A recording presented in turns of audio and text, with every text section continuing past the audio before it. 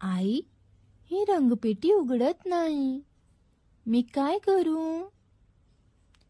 तू काय करशील? स्वतः प्रयत्न करशील की मदत मागशील?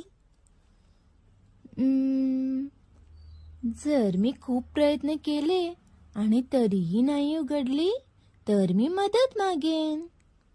शाबास, मदत मागण्यात काहीच गैर नाही.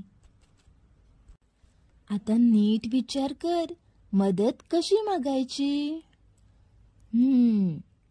आई, मला मदत करशील का?